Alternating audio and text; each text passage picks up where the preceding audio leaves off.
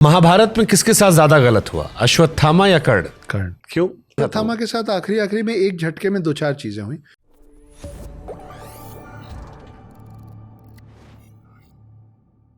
महाभारत में किसके साथ ज्यादा गलत हुआ, अश्वत्थामा या कर्ण? कर्ण। कर्ण। क्यों? मैं जानना चाहता अश्वत्थामा के साथ आखिरी में एक झटके में दो चार चीजें हुई। कर्ण के साथ आजीवन, उसके जन्म से लेकर उसके मृत्यु तक लगातार गलत हुआ, इसलिए कर्ण। ओके। कृपाचार्य द्रोणाचार्य में ज्यादा न्याय गुरु कौन था? द्रोणाचार्य। ओके। लोग अपने बच्चों का नाम विभीषण क्यों नहीं रखते, जबकि विभीषण तो भगवान राम के साथ ही थे, बाकी सब बदनाम नहीं हुए, विभीषण क्यों बदनाम हो गए? ये तो मैं खुद बोलता हूँ कि उस विभीषण को हम लोग क्यों ट्रोल करते हो, तो हमारे साइड थे। उनको तो लंका वाले ट्रोल करें ना। हाँ। तो हमारा साथ दिए थे तो, लेकिन वो घर का बेदी लंका ढाए वाली बात है, तो इसलिए विभीषण का नाम रखने से लोग बचते हैं कि हर घर के अपने सीक्रेट्स होते हैं, और विभीषण नाम के साथ ये जुड़ा हुआ है कि वो घर के सीक्रेट्स बाहर ले जाएगा। ओके। अगर कोई एक किताब आपको रिकमेंड करनी हो कि सबको पढ़नी चाहिए जी, कौन सी होगी? अपने किताबों के अलावा या अपनी भी कर सकते कोई भी। बड़ी मेहनत करके लिखा हूँ the hidden Hindu, Naga warriors try कीजिए, लेकिन उसके अलावा अश्विन सांघवी साहब बहुत कमाल के लेखक हैं मेरे लिए। उनको जितना मिल सके, जितना ढूंढ पाए पढ़िए। बहुत सारे ऑथर सच। अगर भगवान शिव से एक सवाल पूछने का मौका मिले, क्या पूछेंगे? मेरे को अपने पास कब बुला रहे हैं, मेरा हो गया है। रामायण में कोई एक किरदार जिससे मिलना और कुछ पूछना हो, क्या पूछेंगे? रामायण के मैं जामवंत से मिलना चाहता हूँ। जामवंत से क्यों? जामवंत के पास बहुत कहानियाँ हैं। वो कृष्ण से भी लड़ गए थे, वो हनुमान जी से भी मिले हैं, वो राम जी का भी साथ दिए हैं। माना गया है कि वो हनुमान से कहीं ज़्यादा बलशाली थे जब वो अपनी जवानी की अवस्था में थे। तो वो दिखते भी बड़े ऐसे, मतलब बड़े मिस्टीरियस से हैं। तो मैं जामवंत से मिलना चाहूँगा। महाभारत में कोई कैरेक्टर जो आपको लगता है उतनी चर्चा नहीं होती, बट इससे मिलेंगे ज़्यादा मजा आएगा? एक तो मैंने बोला ही, मैं तो वेद व्यास से मिलना चाहता हूँ, ये मैं बोल चुका हूँ कि उनके बारे में कोई बात नहीं करता। जिसने सब कुछ देखा, सब कुछ लिखा, उसके बारे में तो बात करो। रामायण या महाभारत, कहानी ज़्यादा इंटरेस्टिंग कहाँ पर है? इंटरेस्ट की बात करेंगे तो महाभारत। किरदार ज़्यादा हैं, कॉम्प्लिकेशन ज़्यादा है, हीरोज बहुत सारे हैं। हाँ, और रामायण बहुत सीधी सीधी कहानी है, क्योंकि वो एक और युग पुरानी कहानी।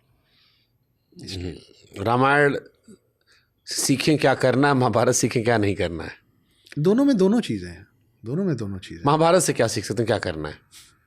महाभारत से क्या सीखे, क्या करना है? हाँ, जैसे महाभारत से क्या ना सीखे तो हमको समझ में आ गया, क्या सीखें करना है ये हमको समझाइए। बहुत सारी चीज़ें, पर मैं सोच रहा हूँ वो एक चीज़ बोलना है तो क्या बोलना। अर्जुन को लेंगे तो अपने लक्ष्य को कैसे साधना है वो सीख सकते हैं। दुर्योधन को लेंगे तो आप सीख सकते हैं कि जो लक्ष्य बना लिया उसको कैसे नहीं छोड़ना है, चाहे कुछ भी हो जाए, पूरी दुनिया आपके खिलाफ हो जाए, आप खड़े रहेंगे तो खड़े रहेंगे। भीष्म पितामह से सीखना है तो प्रण सीख लीजिए। युधिष्ठिर से सीखना है तो सच बोलना सीख लीजिए। नकुल सहदेव से सीखना है तो भाइयों के प्रति उनका जो समर्पण था वो सीख लीजिए। एक कैरेक्टर महाभारत का जिसे जिंदा करने का मौका मिले तो आप जिंदा कर देंगे? अरे बड़े कैरेक्टर है भाई, अभिमन्यु कैरेक्टर है, कर्ण का है, द्रोणाचार्य है, भीष्म पितामह है। नहीं, मैं ये सोच रहा हूँ कि किसको अगर वापस जीवित कर दिया जाए तो इम्पैक्ट चेंज हो जाएगा। हाँ, वही हाँ, वो सोचने की कोशिश हो रही है। दुर्योधन है। बड़े कैरेक्टर हैं जिसमें आप किसी को जिंदा कर सकते हैं। नहीं, ये नहीं आ रहा है मेरे दिमाग में, मैं अब उस नाम में फंस गया। ओके।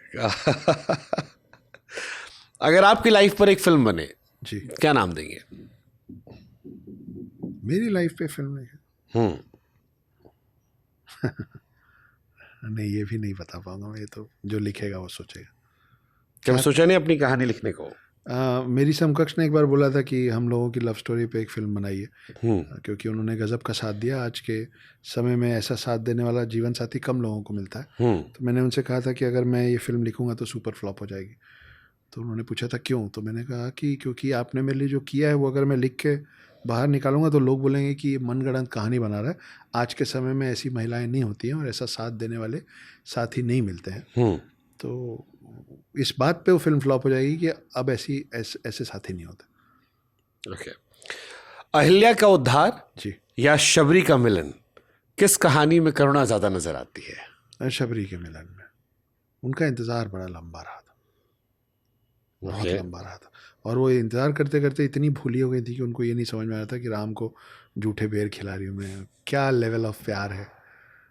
अच्छा, हाँ, खा खा के लो, अच्छा खाते रहो। वैसे गांव में ऐसी महिलाएं मिल जाती हैं कई बार। हाँ, पर वो एक आध खा के बस समझ लेती है ना।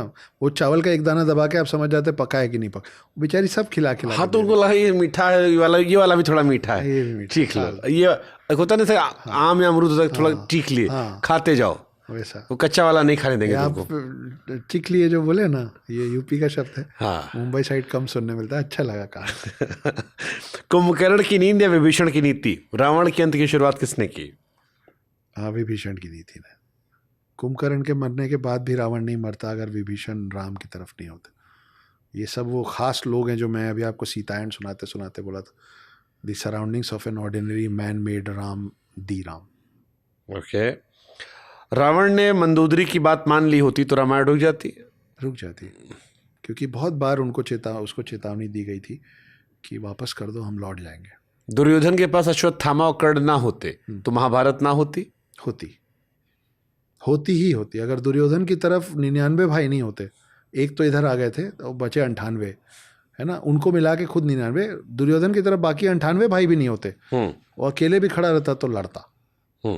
सीता जी का त्याग या द्रौपदी का गुस्सा? द्रौपदी का गुस्सा।